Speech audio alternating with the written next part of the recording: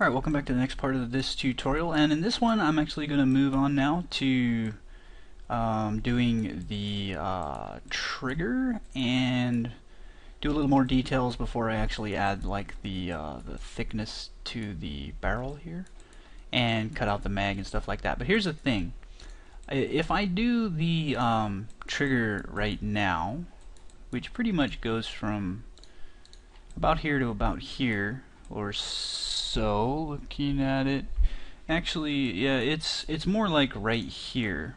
If I do it now, you can see I don't actually have the segments for that, like to do 2 points that I can bring out. So I would have to do something weird where I pretty much would have to cut another segment here, and I don't want to do that yet. But if I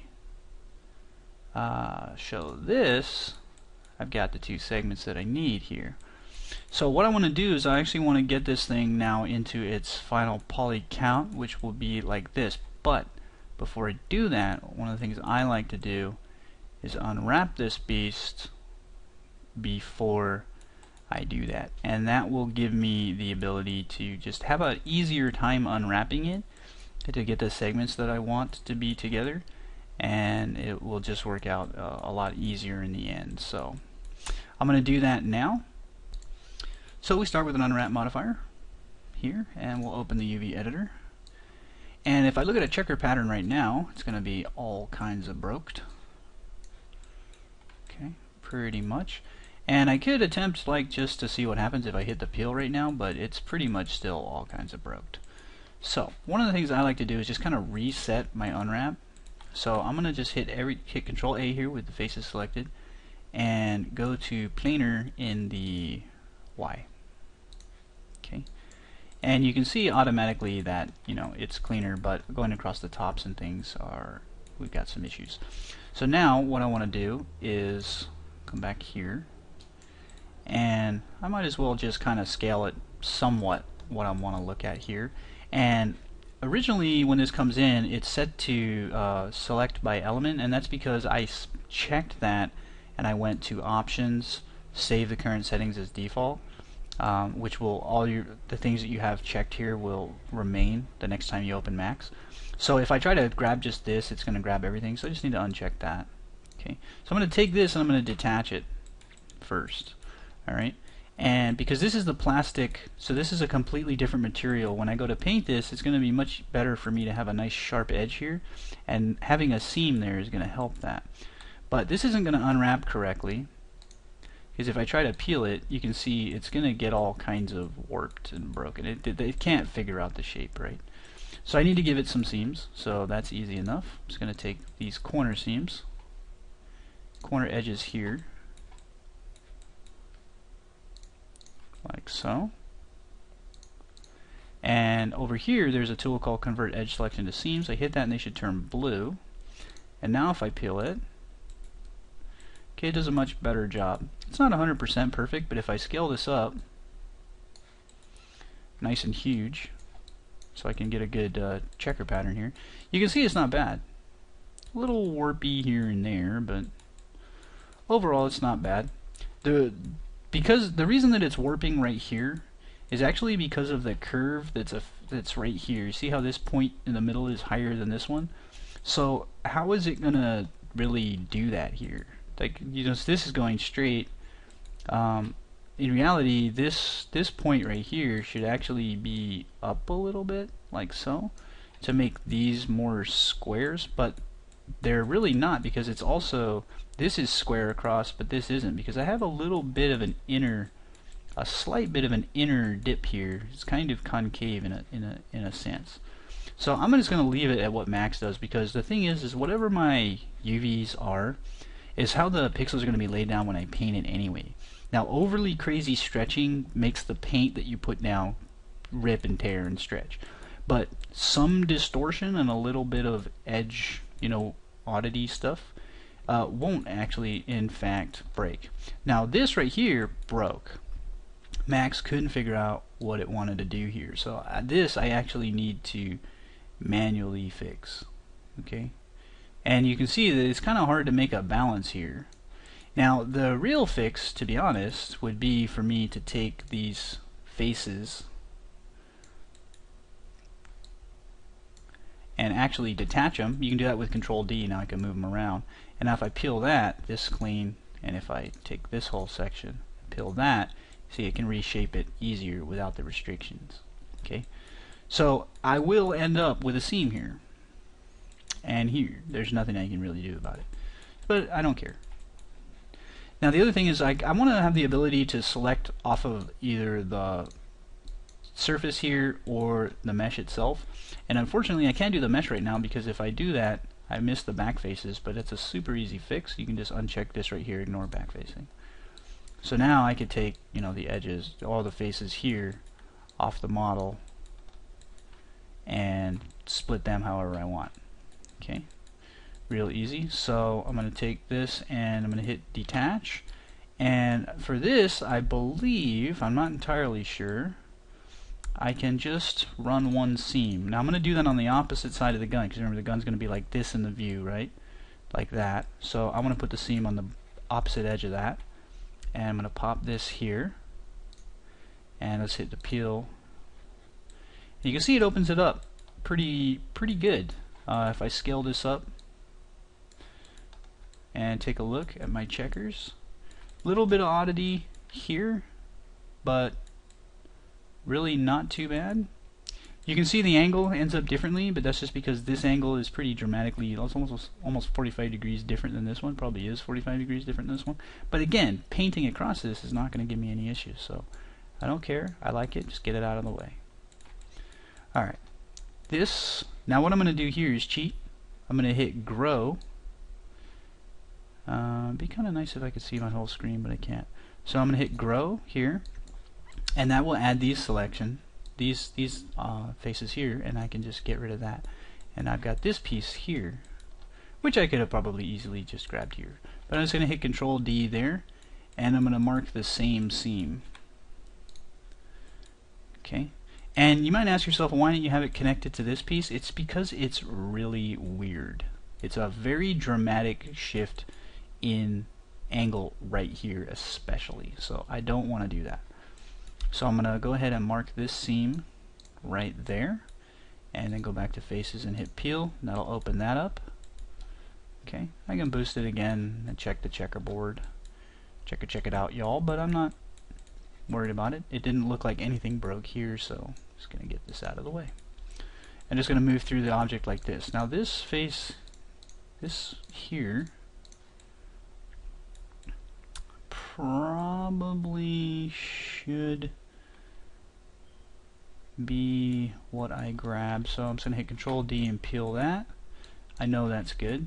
I know Max wouldn't have any issues with that. But again, what I want to do is I want to grow the selection. Now it's going to be kind of hard for me to deselect from here. Not really, I could drag right across here, but it's so easy for me to just get rid of it right there. See that? So sometimes growing on the mesh and then removing from the, you know, it might grab some faces on something you've already had, but it's real easy to just go, whoop, you know, get rid of it, and it's fast, because you want to be fast. So let's hit Control D there, and again, I need to go ahead and mark a split. Peel that. Okay. This one seems like it could possibly have issues, so I'm going to scale it up nice and big and take a look. It looks okay. I believe it'll paint fine once it's already unwrapped. Most everything's a pretty decent cube. So the other thing you got to keep in mind is that I'm unwrapping a low-res version of a soon-to-be subdivided model. So really what I'm doing is I'm just getting the segments together. That's my main goal at this point. So let's grab these faces, and we'll go to about here. I actually want to isolate my object here, and then you can see I didn't go any farther than that because I don't want to deal with this section here quite like that. Okay, so you can also see I grabbed some of this stuff over here, but real easy to get rid of it on my UV screen. So that's, I don't think that this is going to split as clean as I normally would hope for, so I'm just going to detach it. Again, I want to run a seam on the opposite side of the weapon that my camera is going to be facing, which in a first-person shooter is bottom right, for the most part, unless you make your gun like ambidextrous. And let's see what happens if I peel this. I don't expect great results.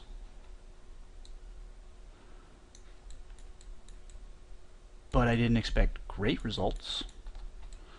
And they're pretty good. There's a little bit going on here. Up until this point, it's doing pretty good. So what I'm going to do is just help that out. Again, this is under the weapon, so I don't really give two craps. Because looking at this view, you can't see that seam. Okay, there'll be a curve there. I'm just going to take that, get rid of anything over here, and go ahead and detach that, and then peel it. You can see it straightens that out nicely, and it also allows this one to be cleaned up in the peel. Okay, it can run the curve even easier. You can see that's how it opens up. And you'll notice how this is like off center right here, this little curve, and that actually has to do with the fact that we're off center here, so it works out. So far so good. Alright, the rest of the gun. Okay, one of the things I know I definitely want to do is cut that front right off. Okay, I know I'm going to want to do that, so let's go ahead and do that and peel it. And I don't expect Max to have any issues with this, and it doesn't. It's perfect. Okay, now my mesh is a little squirrely, but I did that just to hide any weirdness. So I'm not really worried about it, but again, it's something that's going to get fixed on the vinyl mesh. So I'm just going to run down this channel here and stop there. That's probably going to end up being a separate triangle. Okay, so with that selected, I'm going to try to get further a little bit more here, so I'm going to go ahead and grow that. And that's going to give me some pieces on some other parts, like the front. Okay. Oops. Sometimes this can happen, where if you deselect here, it gets rid of everything. Just uncheck this, and that won't happen anymore, if that happens. And it's also, because of the way it was shaped here, picked up some extra stuff there. Now this is in fact two quads, but it's a little squirrels about the way it's connected. I think it'll be okay, but any oddities I can fix up when after the subdivision's done. You got to remember that these points are in their position for when it smooths, not necessarily for the main model. So let's take that and let's get rid of this, because I know that's going to break the unwrap. So Control D and peel that. Let's scale it up, give it a look.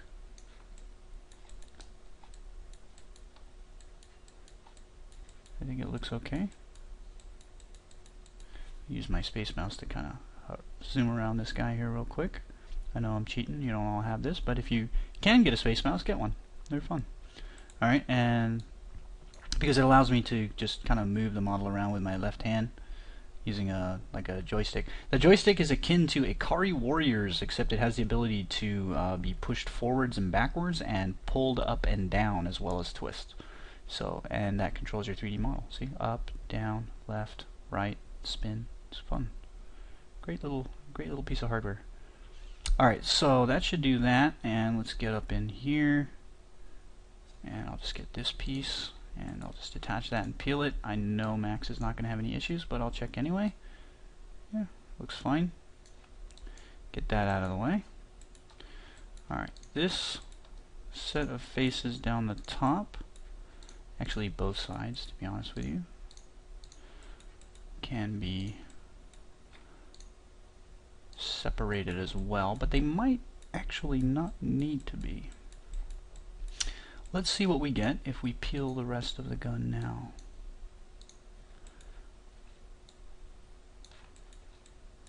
Whoa, that was weird. Okay, let's take a look again with the old space mouse. Yeah, actually it did a great job. Looks fine. So, and if I look here, there's nothing left in my square. So I'm good. I'm officially done. So what I can do real quick is just hit Control A and rescale them all so they're all the same size. You can see that uniforms my checker pattern here. So my pixel resolution will be even across the whole mesh. And then I can just pack it together And honestly, it's a terrible packing, but if I spend time on editing this right now, I'm just totally wasting my time. So that's it. I'm done. Alright. Now at this point, I'm going to convert this thing from a low res to a high res mesh. And that is going to be destructive. Okay? So what I want to actually do is, first off, let's go ahead and unify the smoothing groups. So just clear all and just put them all on one. Okay? Even though that's kind of broken. And I want to actually copy this as a copy, not an instance. I'm going to call this stock org.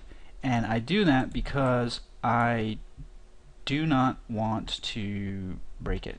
So what I'm actually going to do is I want to see my kind of want to see my grid. At some point I'm going to need to move everything so that the center point is at the is in the trigger. So if I wanted him to do something silly like twirl this thing, which if you did that you'd frickin' kill yourself and everybody around you, it would at least, you know, it would rotate at that point. And I believe that the center of gravity is actually right in front of the trigger. I can test that.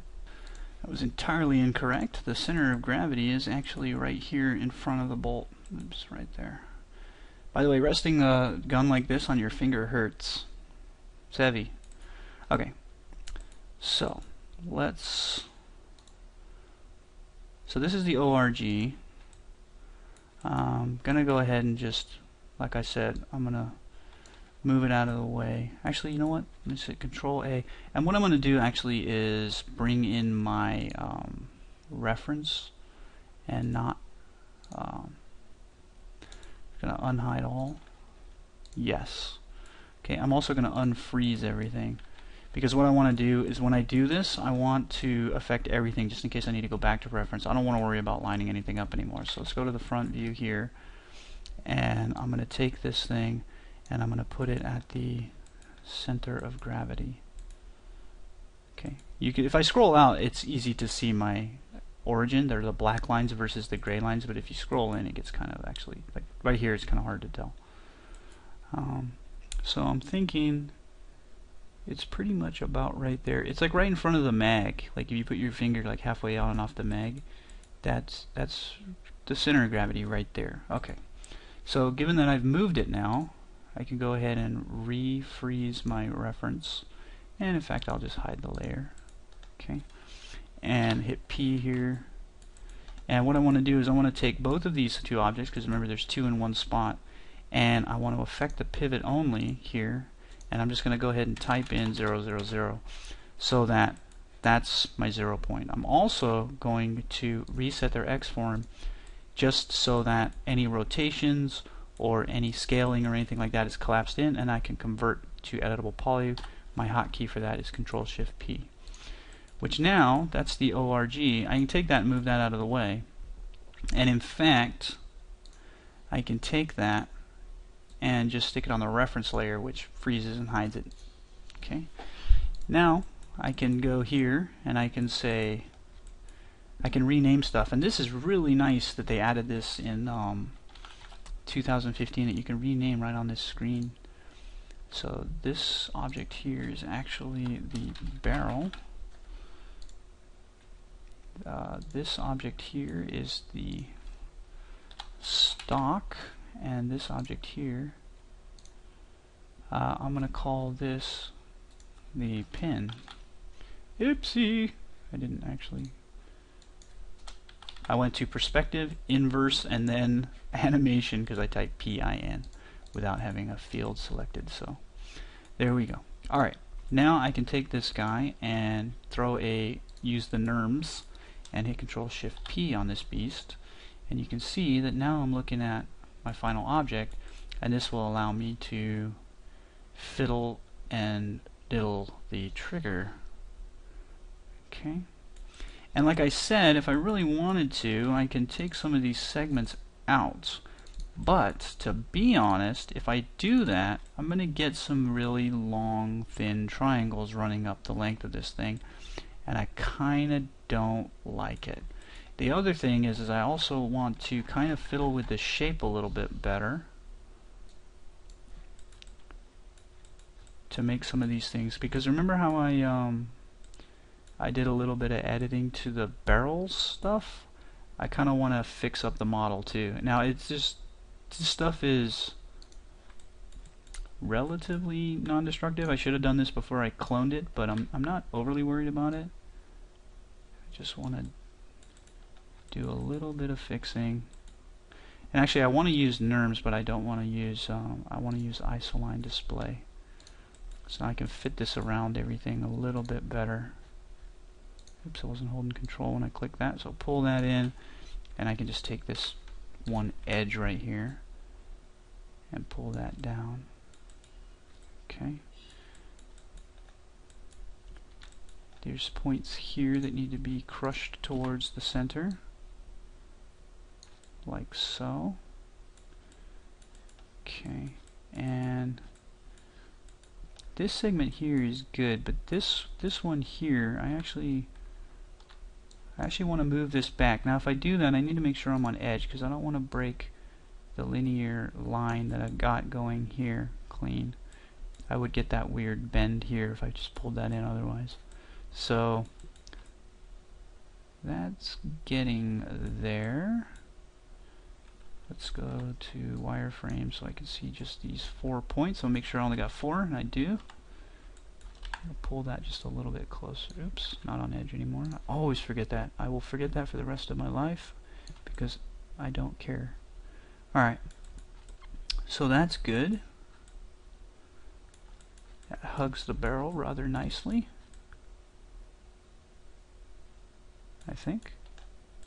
It's good, yeah? Yeah, it's very good. That is weird. Okay, so then we'll take this and I'll take a look here.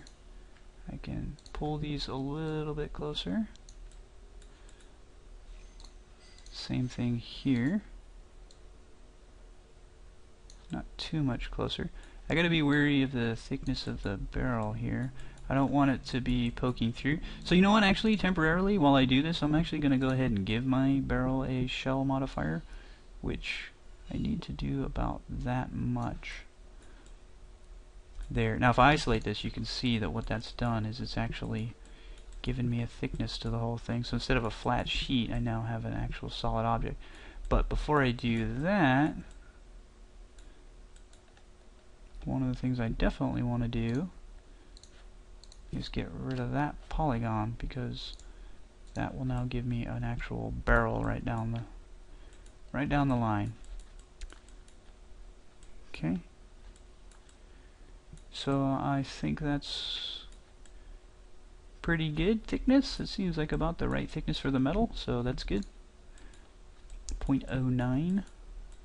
And now I can more easily tune how this piece aligns to it. Now the thing is let me go ahead and hide the bolt, and I'll take this and I'll make it a ghosted version.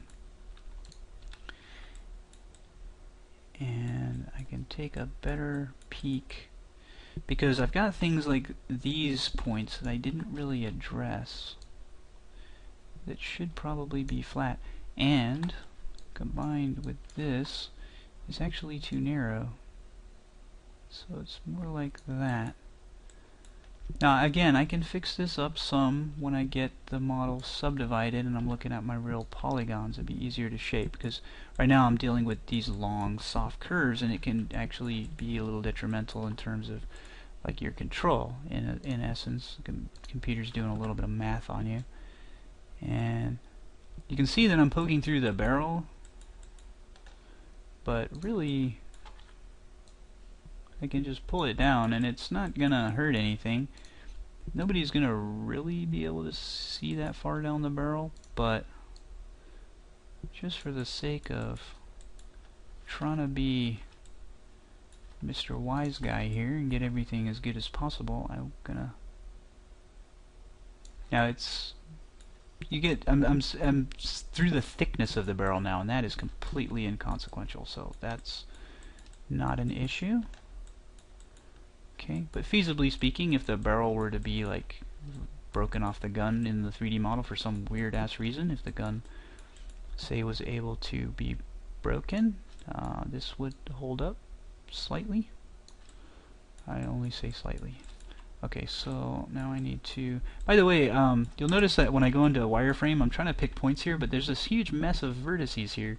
And if I were just looking at this, I couldn't really tell you which one was which. But as soon as I start moving it around here, I can immediately tell that it's that one and that one. Like, I don't even have to think about it. It's clean. So I'll just pull those down just a little bit. Again, having to deal with the curves can kind of make things be a little bit difficult. But all of this is going to be blocked by the pin and the bolt and all that stuff, so I think I'm solid. Alright, now officially, actually, let's unhide all here. I'll say yes. I'm going to go ahead and click off of that. This layer is frozen, so I can't edit it.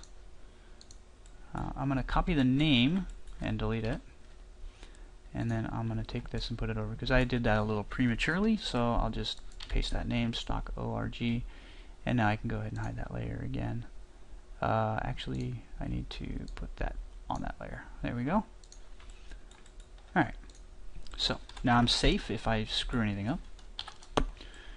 Control-Shift-P turns it automatically into the editable mesh. Editable, it's edible, it's delicious. Now, let me take one peek at the gun and see where the trigger lines up in terms of the actual... So, the trigger looks like it's basically starting right off the ass end of the mag, and the ass end of the mag is basically lined up perfectly with the ass end of the breech. So, right here, that's the front of the trigger, right there. Okay? And the back of the trigger is as far back as exactly to the end of the bolt here. Alright, so now what I'm going to do is inset this. Okay, I need to go by numbers because it's my value. I think my whole entire world scale is kind of off, so I'm going to go about there. I'm going to scale them in horizontally in the Y, but before I do that, I want to be on edge so that I don't break anything. Okay, and I'm going to take these points. Should only have 3. Okay, I gotta double check that because I don't want to make sure I don't move anything on the back of the weapon. And I'm going to say about there and about there. Alright, now the easy part. Okay, 10 extrude is like 2,000 miles in my scale here. I'm working at a bad scale, I should fix that, but I'm not worried about it. So I'm extrude once, extrude twice, and I'm not going to extrude 3 times a lady here. I'm going to simply take these and bridge them. Okay, and now what I can do is go to freeform, optimize, and holding shift, I'm going to get rid of the corner that was created by dragging all of these to their respective owners. Keeping in mind I don't want to accidentally go like this and then like that, you know? So you got to be a little careful.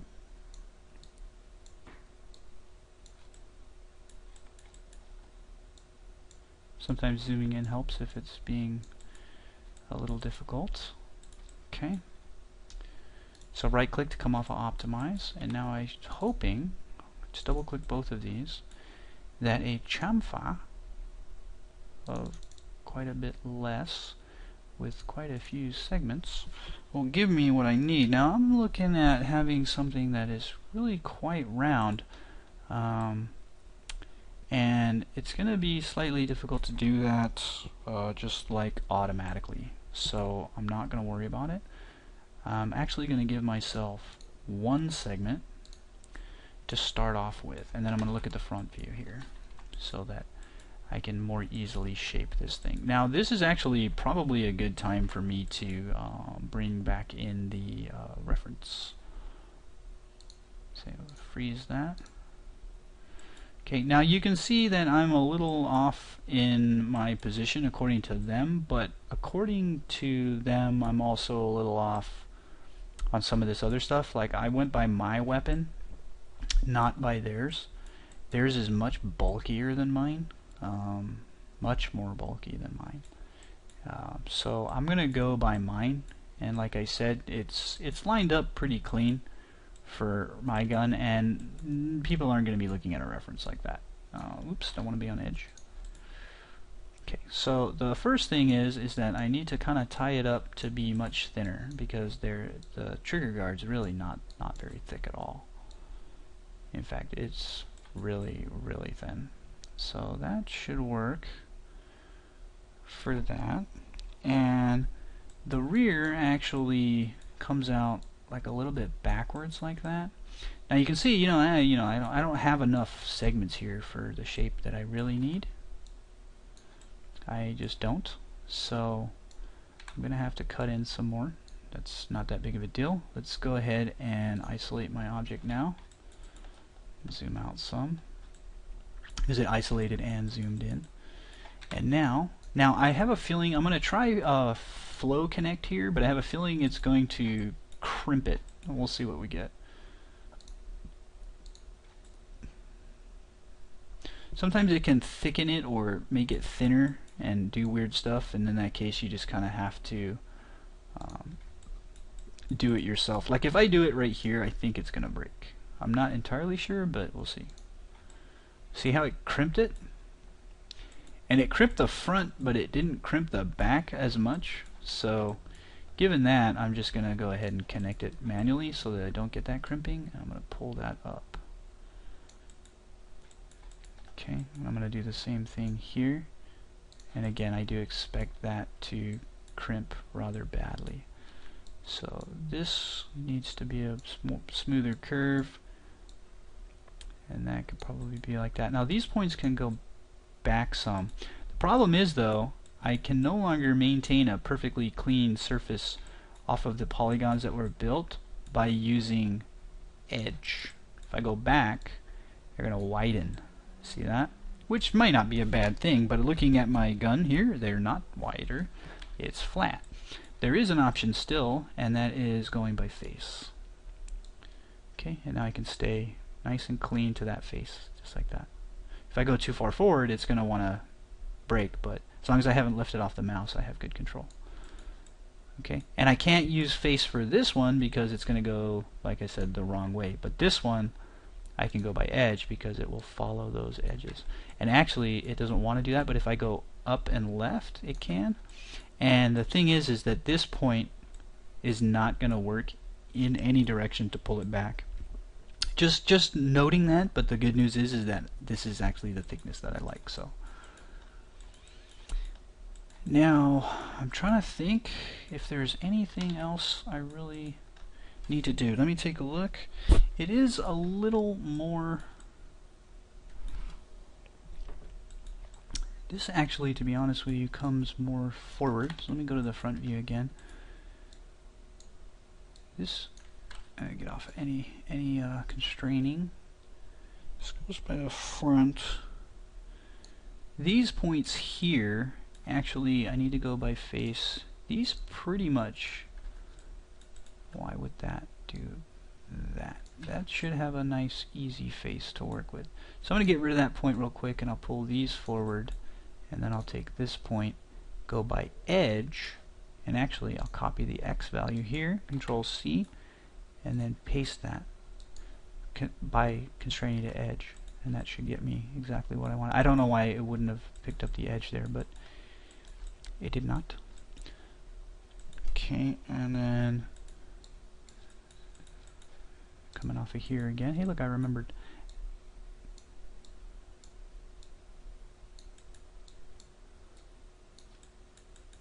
Okay, I'd like this to be. This I should be able to flow connect because it's not the one that's built off of the main body, so it's not going to hopefully, and it didn't confuse that issue. So I'm going to pull that way and then pull that a little bit forward. I'm just trying to get like a nice curve here. I'm looking at the weapon here. It's a little more shallow here and a little kind of almost perfectly circular there, but at the same time I don't want to add 1,000,000 segments because that's the only way I'm going to get the curve exactly right. There is a little bit more of a ring going backwards that I have here though, so this actually comes back quite a bit more than I am depicting, which means this needs to come down a little bit more, and that needs to go there and probably rotate to be more tangent. And what I'll do is I'll just take these and loops, flow connect. Oops, I didn't pick loops. And then that's it. That's all the segments I'm gonna add. I could always try some loop set flow action, but you can see that officially broke. Didn't know what the hell to do, so I'm gonna have to do that manually. The math doesn't line up there for me. Okay. It is officially not wider at the back than it is the front. That is official, according to my weapon. So what's actually need to happen here is I need to kind of do like this.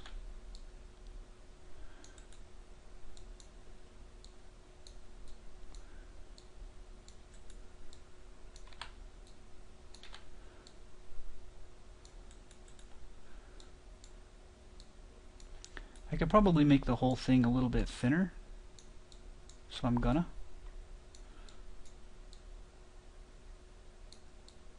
Now what my eyes are trying to track here are 90-degree tangent between the two curves and the same distance as the one before it, which should make these two lines parallel, and that's what my eye is trying to track as I do this. I'm not going to be perfect or anything like that. I still am a human being. Machine would do this much better. Probably would have been easier for me to create this shape out of, say, like a spline, and then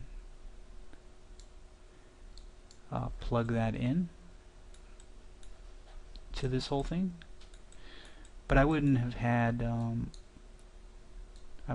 as much of a nightmarish time doing it. It's not that bad though. I think that's pretty good. That looks about right. I feel like I'm a little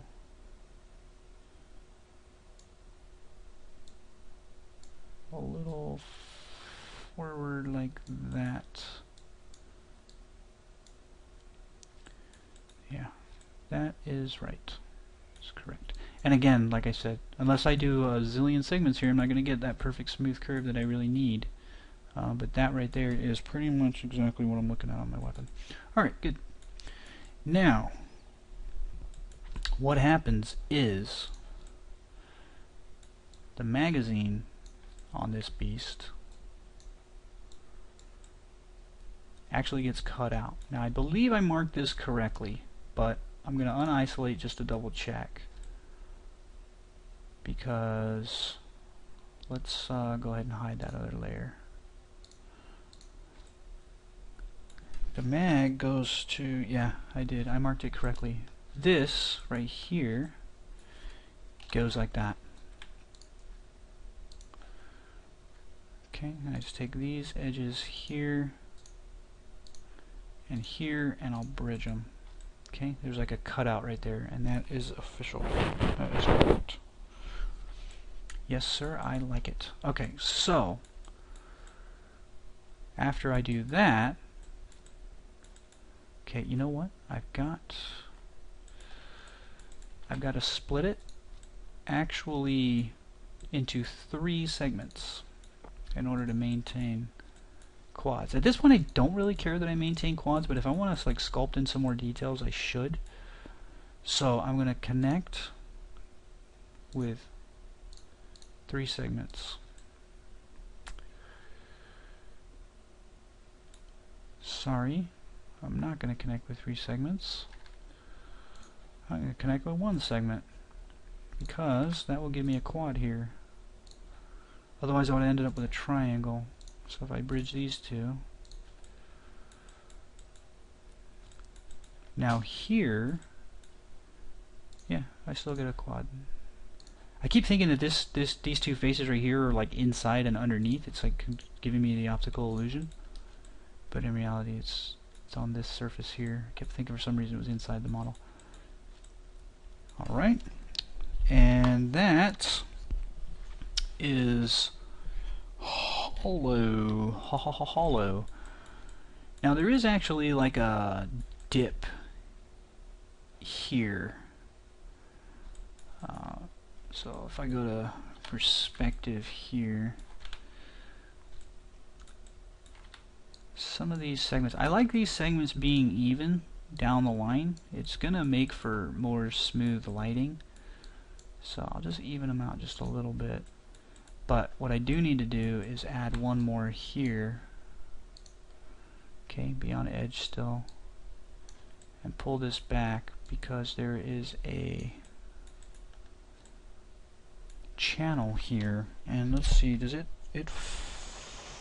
does officially flow into this channel cut here, but however there's a metal piece in there that's kind of bridging it. It's like a metal casing thing that I need to take into account. So what I'm going to do is I'm going to see about insetting this first. That looks to be about the right thickness.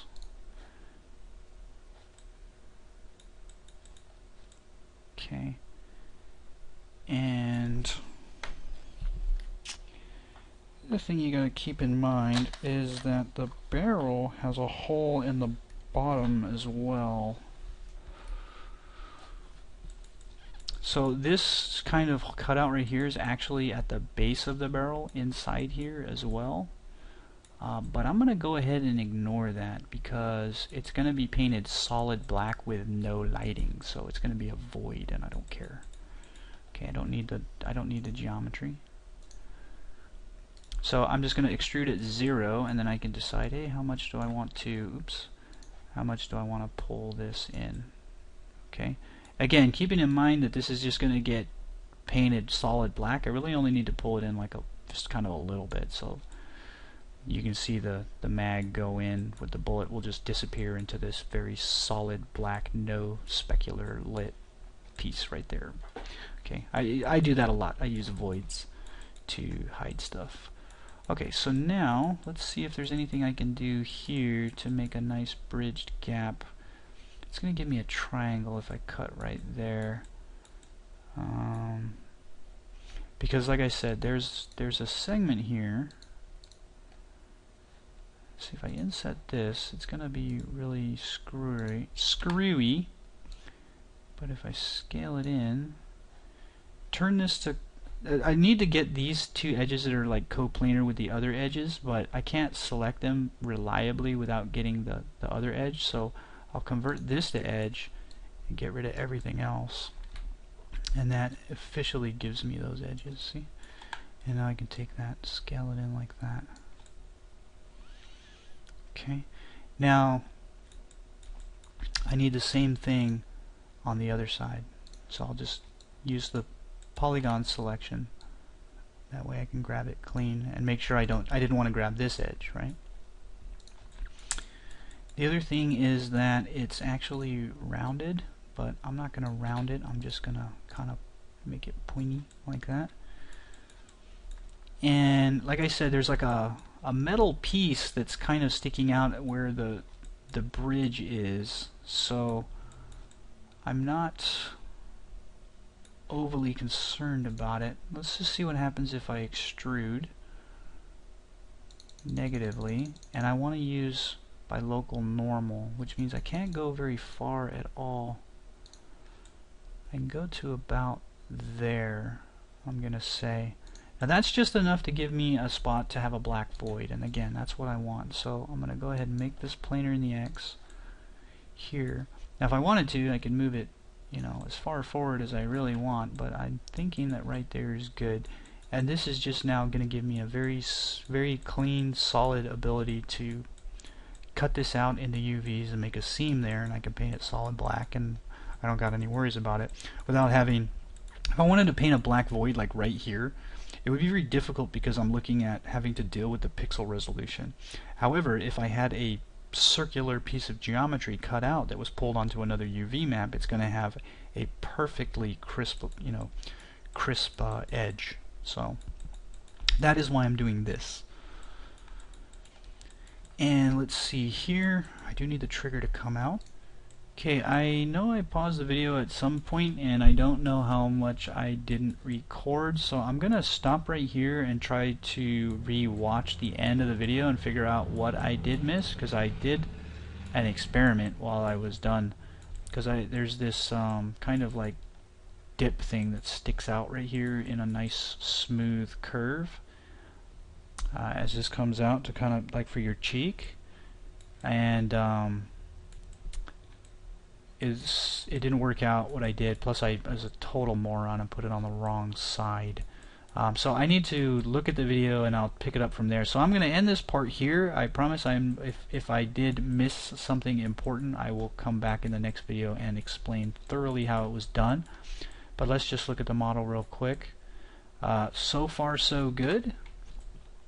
Alright, let's hide the grid here. Like I said, so far so good. This guy is going to be a nice color, just so everything kind of gels. I'll go ahead with black. Alright, this is what we're looking at here. And again, there is nothing in the universe stopping me. I did add this seam here. I'm hoping that I didn't miss that, but if I did, I'll show you guys how I did it. It's easy. And we are looking good, though. Yeah, it's a rifle. That is the goal was a rifle, and that's. If somebody thinks that this is a toaster or a piggy bank, then they're a wanker. That's all I got to say about that. And let's see. Yeah, it's looking fine so far. I'm in fact thoroughly satisfied with it at this point. I do have to add a rail on the top. I may not like this curvature here. I may want to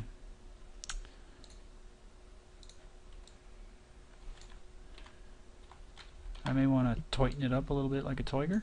Okay. Again, I can't edit this point here. Well, no, I'm stupid. Yeah, I can. Let's go by edge. I can probably smooth this curve out some, and then I can take these 2 points and scale them out just a little bit. But these 3 points, I cannot move up and down because I will break my linearity going down the line here. This will no longer line up. I'm not thoroughly pleased that I have this extra segment right here, but it does help me. If I get rid of it, it's just not as, I don't know. Actually, you know what, I'm going to get rid of it because I think it actually helps even out the curve some. Even though it's very geometric now, I'm not gonna lose my shit over it. The barrel also actually needs to not go through this piece. Okay, it's actually, the more of a little bit of a gap that I make here, the more actually realistic it's going to be, because there is kind of a gap there. So I think that's going to be okay. So I mean, you're going to be looking at it like this, when you aim, and actually, in fact, I'm going to be throwing a scope on it anyway. But I was kind of considering, when I bought this gun, it didn't have a scope, so when you shot it, this is like your view, and it was like, oh god, how am I going to aim with this thing? It's like impossible. But no, it was. You can still do it. You can get relatively accurate. I mean, you could hit the side of a barn door if you were like standing next to it where your toes were touching it. Actually, you couldn't, because you wouldn't be able to point that gun at it. You'd fall over. But yeah. So, like I said, I missed some parts in the video. I'm sorry. I don't know how much I missed. So I'm going to review that, and I'll come back in the next part. Thanks for watching.